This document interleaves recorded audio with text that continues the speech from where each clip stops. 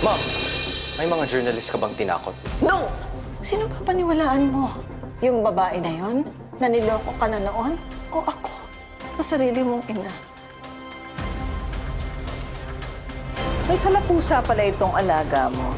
She has 9 lives. Magtatanda na yan si baby. Matalino yan. Mawa 1+1 yan na hindi aksidente nangyari sa kanya. Nakakasonto. Baby, sinadya sunugin yung kwarto mo. Anong kinalaman mo sa pagkasunog sa bahay ni baby? Wala akong alam sa pinagsasabi mo. Yun lang ang makukuha niyong sagot sa akin. Kaya pwede na kayong umalis. Ang alam ko lang, masama kang magalit nang didilim ang paningin mo. Sa sobrang galit mo kay baby, posibleng nagawa mo yun. Kaya kung ako sa'yo, purahin mo na lahat ng nararamdaman mo dyan sa hayop na baby na yan. Hindi na natin siya magiging kakampi. Ako asawa mo. Sa akin ka makinig.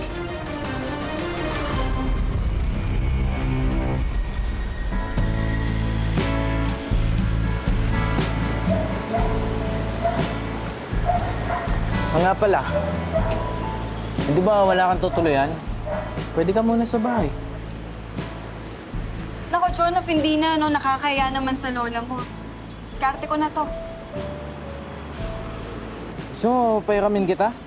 Nako, Jonah, hindi na. Di, okay lang. Nakakaya naman. Ibalik mo na lang sa akin pagkatapos. Sige na.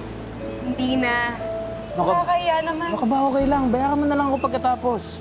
Hindi na. Di ba nga sabi mo, ikaw na yung gumagastos sa bahay? Okay na. Sige Basta sa susunod, mag-iingat ka. Oo naman. Huwag ka mag-alala, baby.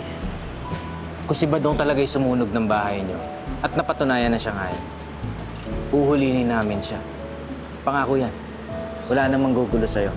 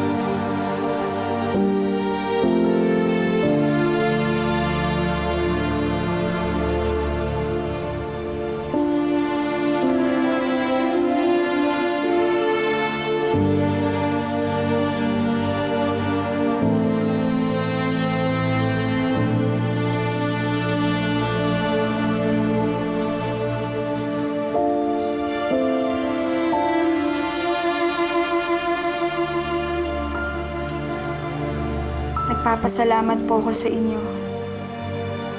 Naniligtas niyo ako.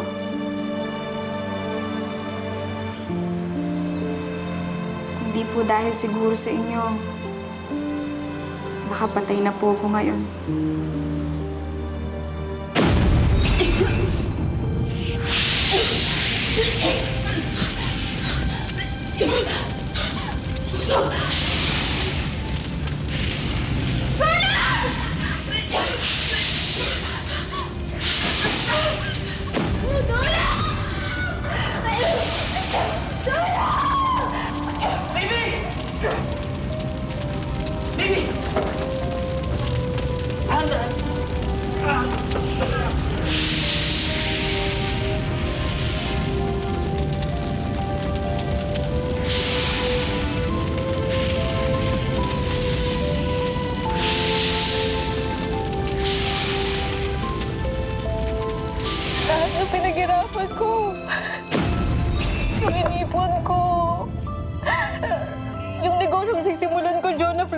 wala na. Baby, ang importante, ligtas ka.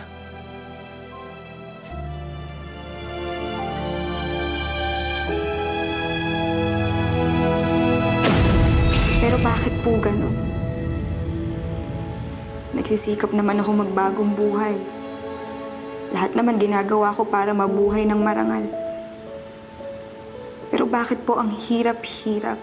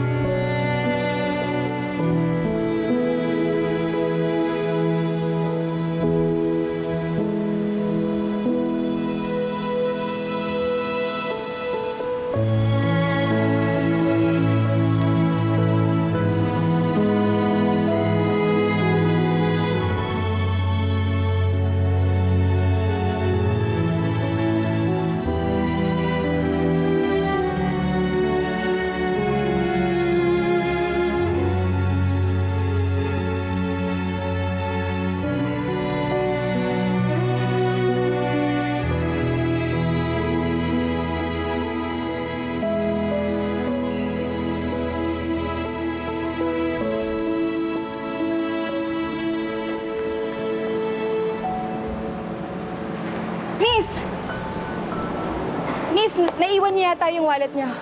Naku, pinaka ko. Oo, akin to. Diyos ko, pambili to ng gamot ng anak ko. Thank you talaga, miss, ha. Gusto mo, sa'yo na lang to, miss, pang-merienda mo. Sige na, alam mo. Ma'am, hindi na. Salamat na lang. Okay lang, miss. Sige na, alam mo, laking tulong na ginawa mo. Pambili gamot to ng anak ko. Salamat talaga. Sige na, pang-merienda mo. Hindi na, ma'am. Salamat. Mag-iingat na lang ho kayo. Diyos mo, ang bait mo, miss. Alam mo, ang ganda mo na. Ang bait mo pa. Thank you talaga sa'yo, miss, ha. Salamat. Diyos ko, yung pitaka ko, yung pera ko. Ano ba yan?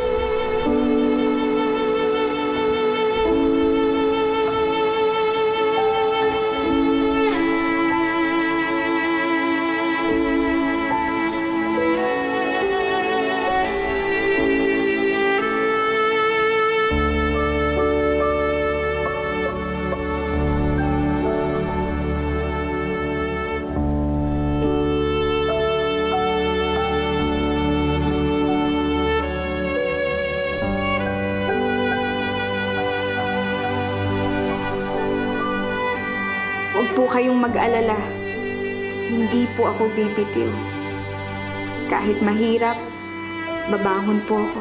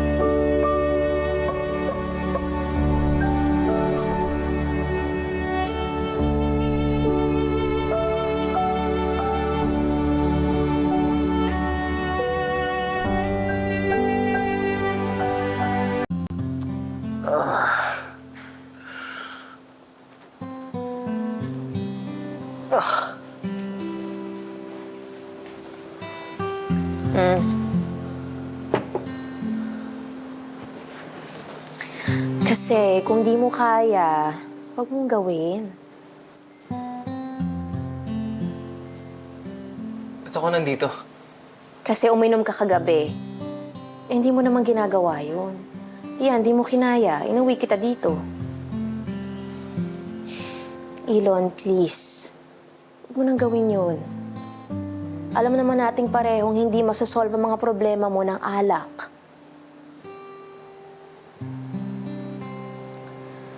I'm sorry kung ako pa talaga nagsasabi sa'yo nito.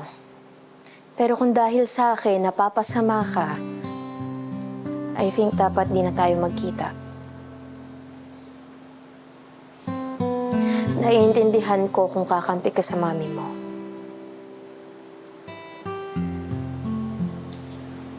Sige, mauna na ako. Madami pa akong trabaho. Kapag aalis ka, huwag mo kalimutan i-lock yung door, ha?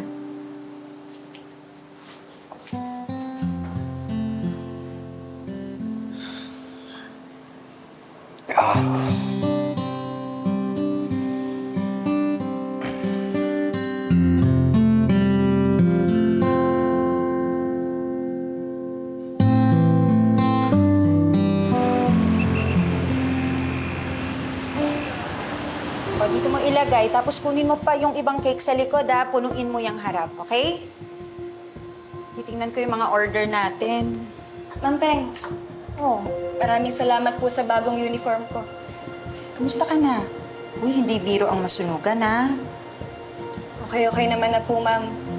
Si Ma'am Consuelo po pala nasaan? Si ate, nasa probinsya, may baking summit kasi ngayon. Alam mo, akala nga namin kasama ka dun sa nasugatan eh. Buti okay ka. Saan ka pa na nakatira ngayon? Wala po akong mapuntahan kagabi, kaya naghanap lang po ako ng pwedeng matulugan. Okay naman, ma'am. Presko naman, kaya lang medyo malamok. Saan ba yan? Huwag mo sa akin sabihin, sakali ka natulog, ha? Sa simbahan naman po. Eh, bakit kasi hindi ka dumiretso dito? Alam mo, hindi ka naman namin mahihindihan ni Ate Consuelo, eh.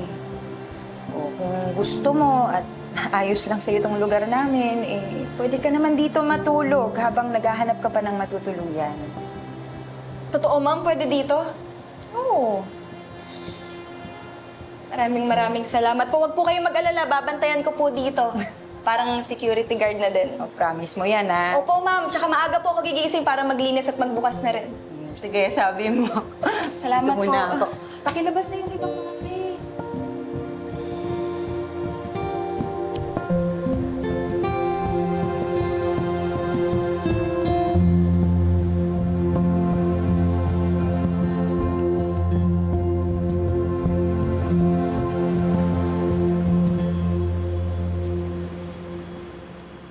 Saan yun nangyari? Sinadya yung pagkakasunog sa kwarto ni Baby. Baby, anong ginagawa mo dito? Gusto ko lang malaman kung may balita na ba sa investigasyon. Hindi biro yung nangyari sa'yo, Baby. Siguro mas mabuti pa magpahinga ka muna. Oo nga, baby. Nakwento sa akin ni Sir Jonathan nangyari. Tingin mo ba talaga si Sir Badong ang nagpasunog sa bahay na inuupahan mo? Sino pa bang gagawa nun? Wala namang ibang may galit pa sa akin. Pero tingin mo rin ba na pwedeng kasama si Judge Jacinda dyan sa pagplano, sa pagpatay sa'yo? Badong. Magaling itong anak-anaka mong baby. Mas magaling ako. Ako nagpapunta sa kanya eh. Sumunod. Gusto kong malaman kung anong koneksyon yung dalawa. May kinalaman ba ito kay Ma'am Diana? May karapatan akong makipag-usap sa isang pulis. Dating pulis na ex-con na malamang inuutusan mo laban sa mga kalaban mo. Tikong mo yung bibig mo, ha? Bastos ka! Jason, tara na, umalis na tayo dito.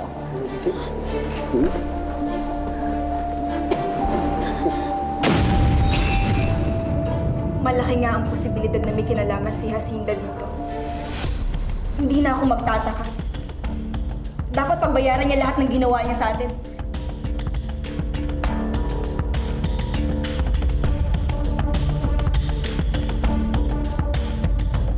Kailangan na natin kumilos dahil kumikilos din yung kalaban.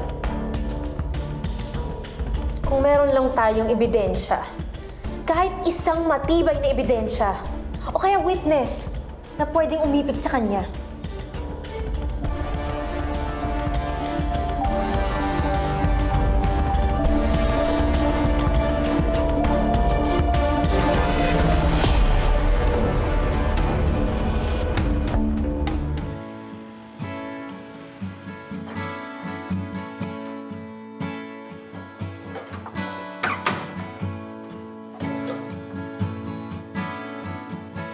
ano ginagawa mo dito? Sabi mo, umalis ako pag ready na ako. Hindi pa ako ready eh. Dito lang muna ako kung okay lang. Saktong-sakto nga dating mo, pinagluto kita. So, nakialam ka sa kusina ko. Naghahanap ako sana ng maluluto pero walang laman ng fridge mo. Ito lang yung nakita ko. Pasensya na kasi di ba kakalipat ko lang ulit. Wala pa akong napapamili. Oh, sige. Kain ka muna tapos mag-grocery tayo after.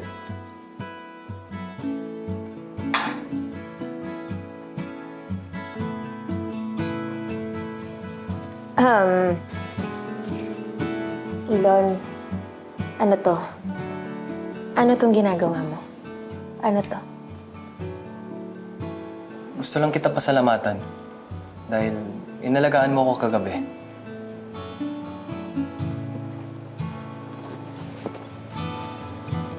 Okay. May iba pa akong dahilan. Gusto ko pang makita ang ibang evidence na sinasabi mong ginawa ng mami ko. Gusto ko maghanap ng butas sa mga statement ng mga taong involved.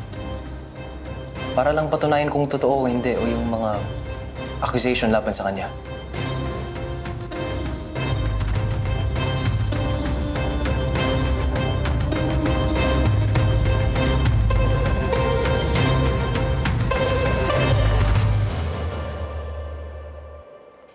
Baby! Ano yun?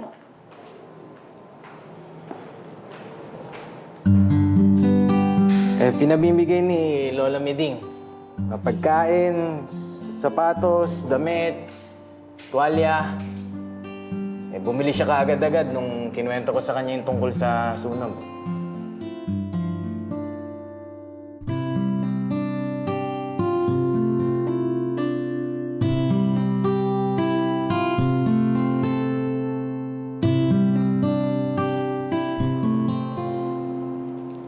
Pakisabi kay Lola Miding. Salamat.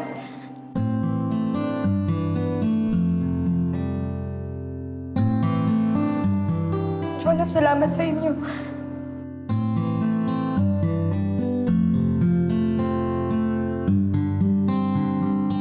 Oh.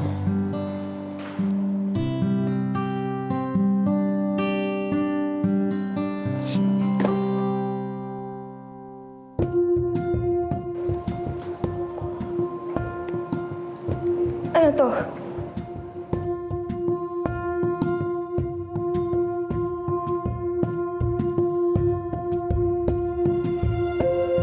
Cellphone! Alam ko cellphone, pero para saan? Siyempre, kung sakaling kailangan mo ako, madali mo ako matawagan. Tsaka para din kay Beth, pagka kailangan natin magkita-kita. Yun. Di ba? Madali yun.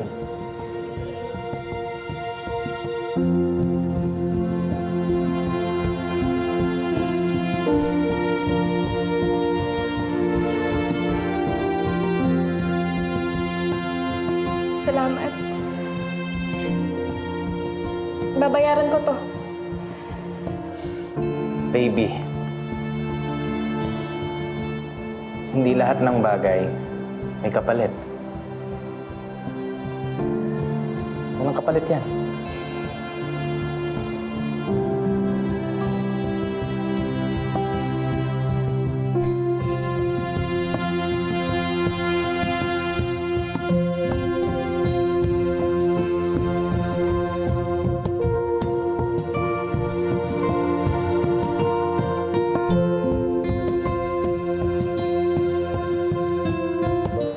Naniniwala talaga ako na inosente ka.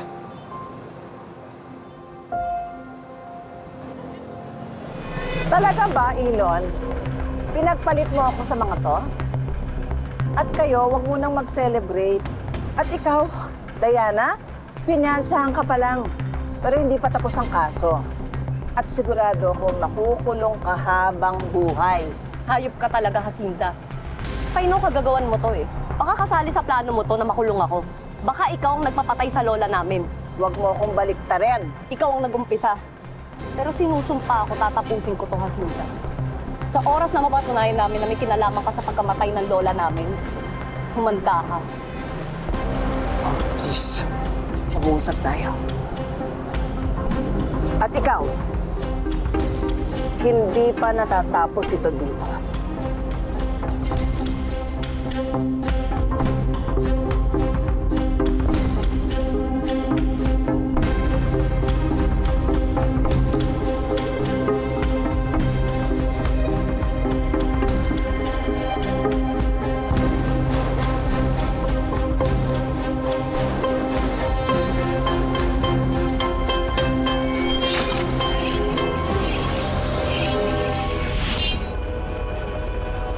Hindi pa tapos ang kaso. Sigurado akong makukulong ka habang buhay. Baka ikaw ang nagpapatay sa lola namin.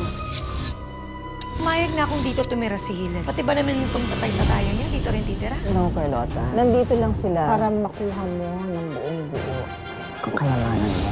Parang nag-iipon ng kakampi si Jacinta. Kunin na niya lahat ng demonyo sa impyerno. Hindi ko uurungan yan si Jacinta. Paano kung totoo nga yung sinabi ng magkapatid na ikaw talaga yung pumatay sa mga?